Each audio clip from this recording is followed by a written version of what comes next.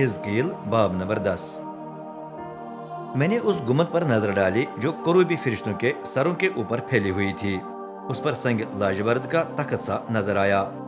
रब ने कतान से मुलब्बस मर्द से फरमाया, करूबी फरिश्तों के नीचे लगे पहियों के बीच में जा, वहां से 2 मुट्ठी भर कोयले लेकर शहर पर बिखेर दे। आदमी मेरे देखते देखते फरिश्तों के बीच में चला गया। उस वक्त करूबी फरिश्ते रब के घर के जुनूब में खड़े थे और अंदरूनी सहन बादल से भरा हुआ था। फिर रब का जलाल जो कुरूबी फरिश्तों के ऊपर ठहरा हुआ था वहां से उठकर रब के घर की दहलीज पर रुक गया। पूरा मकान बादल से भर गया, बल्कि सहन भी रब के जलाल की आबोताब से भर गया। कुरूबी फरिश्ते अपने परों को इतने जोर से फड़फड़ा रहे थे कि उसका शोर बैरूनी सहन तक सुनाई दे रहा था।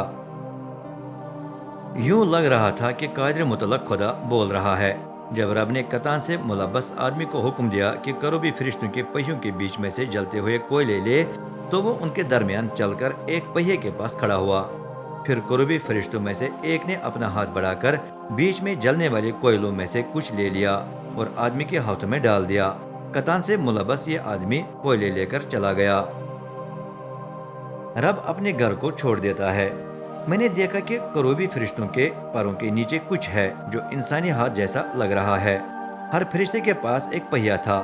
पखराई से बने ये 4 पहिए एक जैसे थे। हर पहिए के अंदर एक और पहिया जाविया कायमा में घूम रहा था, इसलिए ये मुड़े बगैर हर रुख इख्तियार कर सकते थे। जिस तरफ एक चल पड़ता उस तरफ बाकी भी मुड़े बगैर चलने लगते। फरिश्तों के जिस्मों की हर जगह फिर आंखें ही आंखें थीं। आंखें न सिर्फ सामने नजर आए, बल्कि उनकी पीठ, हाथों और पैरों पर भी, बल्कि चारों पहियों पर भी।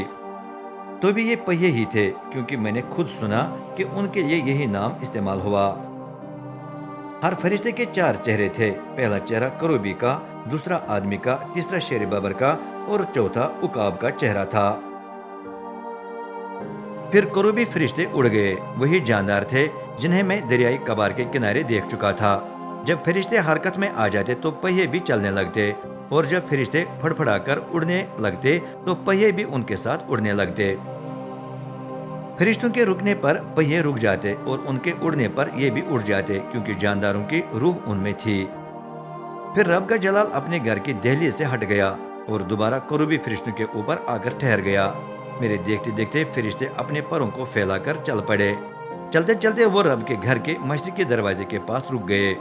खुदाई इसराइल का जलाल उनके ऊपर ठहरा रहा। वही जानदार थे जिन्हें मैंने दरियाई कबार के किनारे खुदाई इसराइल के नीचे देखा था।